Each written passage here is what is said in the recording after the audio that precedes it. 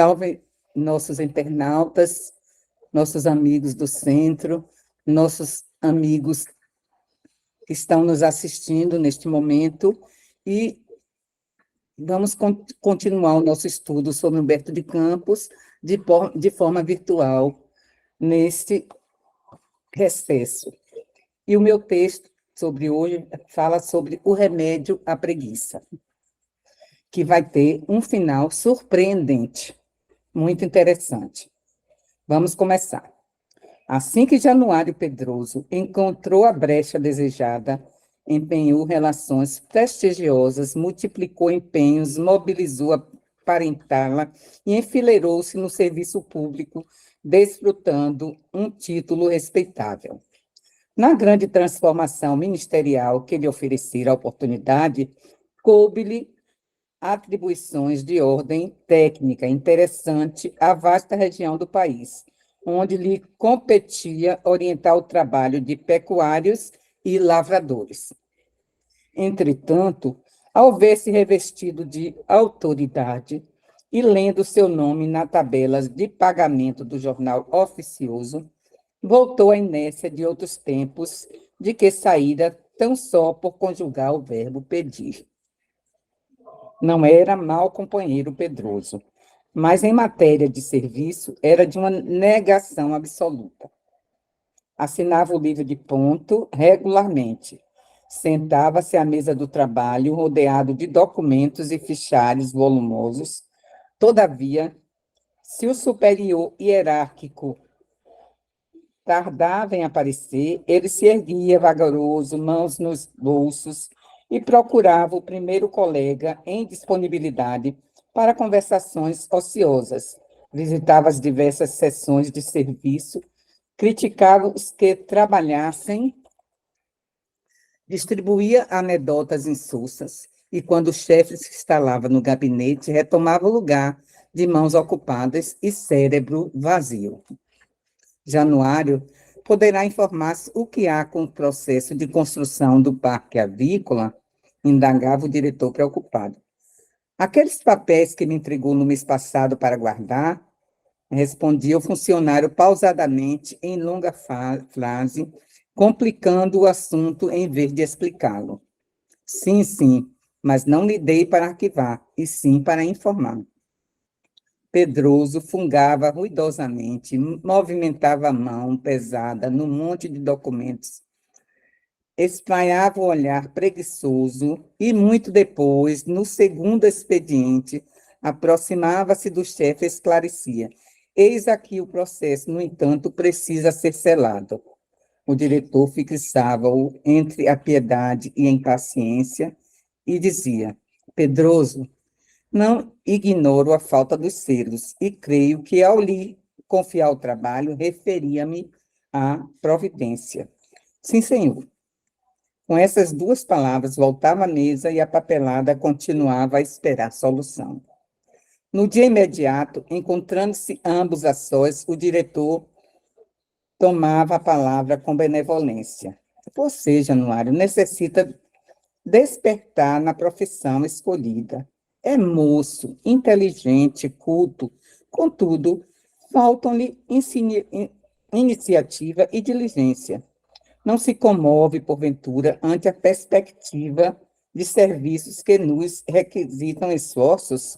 Anime-se, mobilize energias, dê andamento aos processos, porque interessar-se pelo trabalho ativo.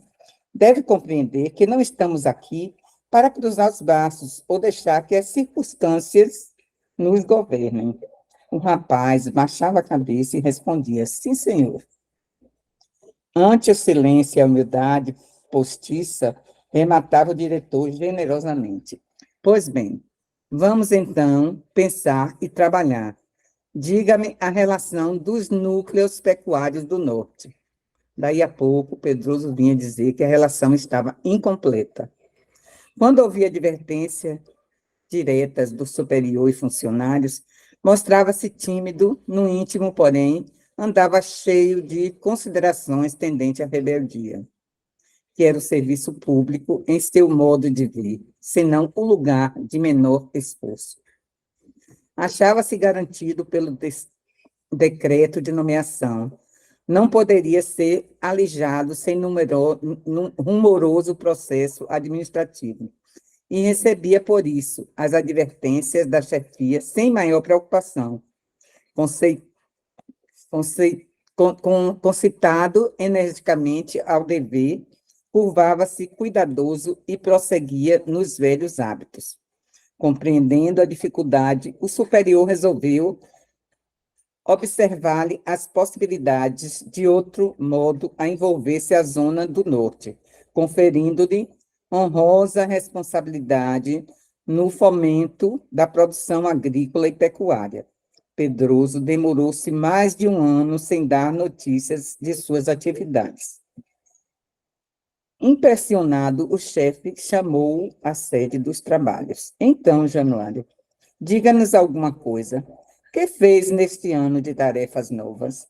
Perguntou bem-humorado. Não foi possível realizar coisa alguma, replicou o funcionário preguiçoso. A região é muito seca. Sorriu o chefe paciente e explicou.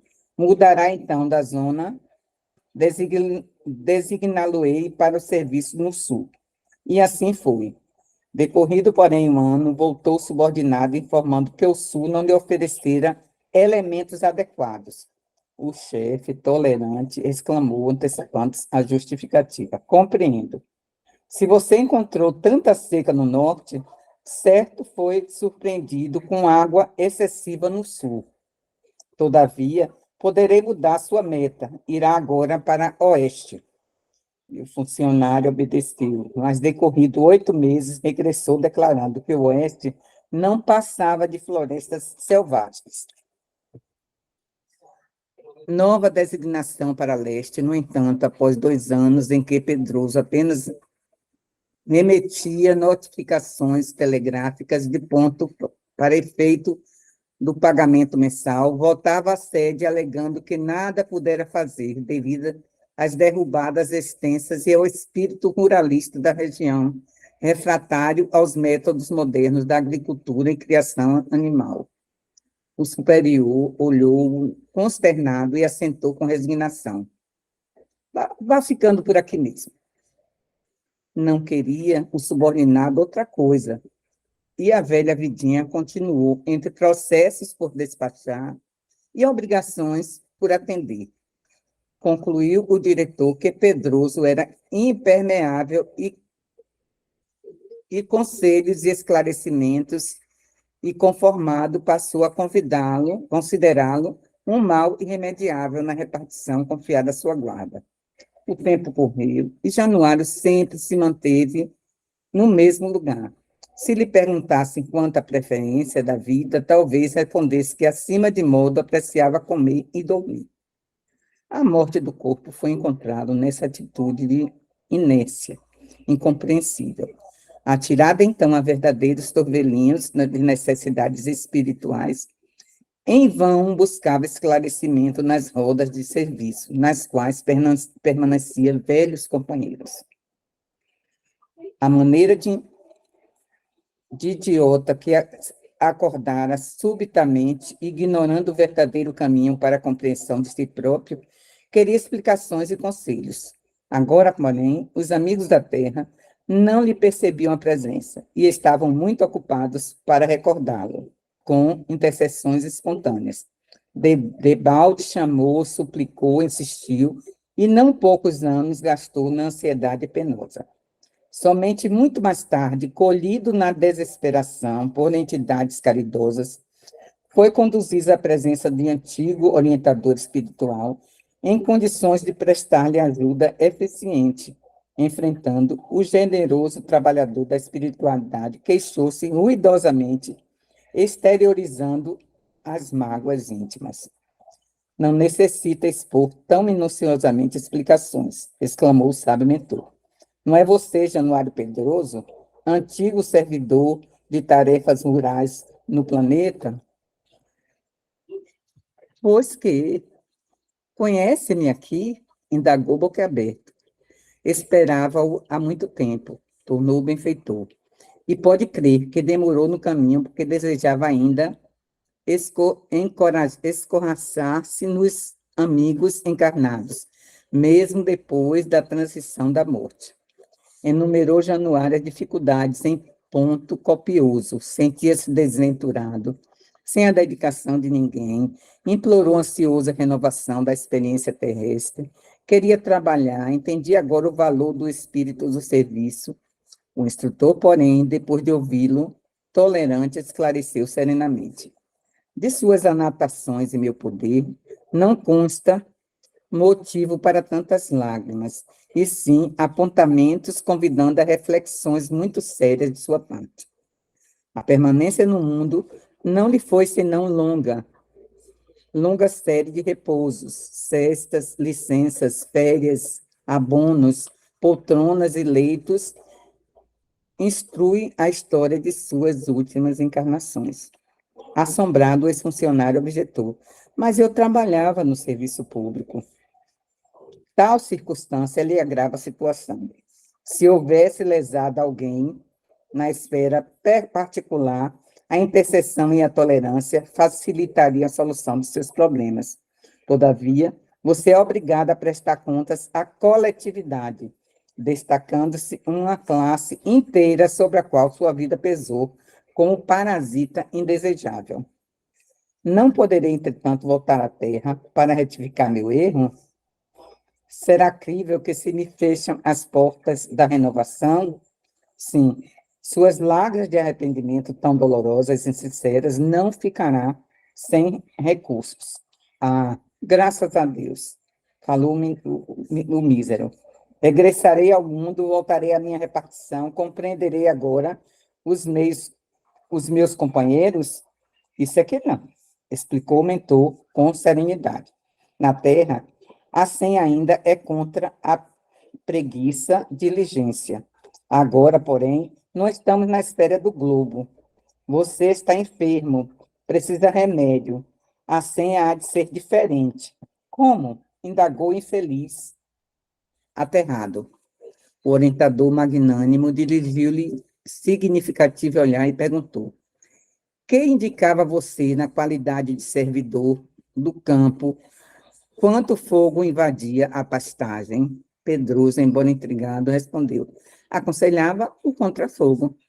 O generoso amigo esboçou um gesto de bondade tranquila e esclareceu: tenho de partir do mesmo princípio. A ociosidade invadiu sua vida. Contra a sua preguiça, deve receitar a imobilidade, para que aprenda a estimar o trabalho e a criar o sublime desejo de movimentação no mundo. Você renascerá paralítico. Então, é uma história surpreendente para as pessoas que não estudam, que não conhecem, porque ele viveu a vida como um parasita, não é?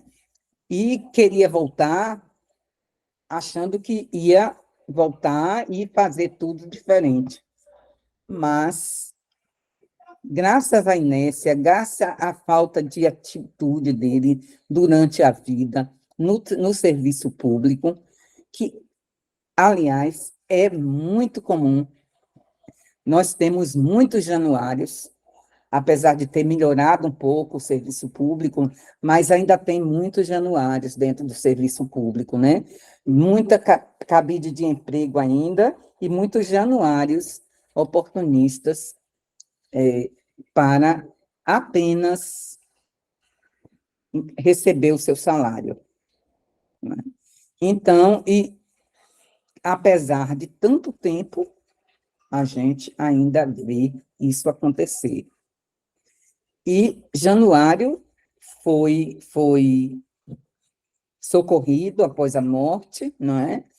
Foi, depois de algum tempo, pediu para retornar, para voltar para a repartição dele, mas o seu mentor espiritual disse que ele tinha que ser contemplado e voltar paralítico, já que ele viveu nessa paralisia a vida que teve, as vidas anteriores. Obrigado, meus irmãos. Obrigados, internautas. Vamos refletir sobre isso. Vamos refletir melhor as nossas ações aqui na Terra. Que o Senhor nos abençoe hoje e sempre.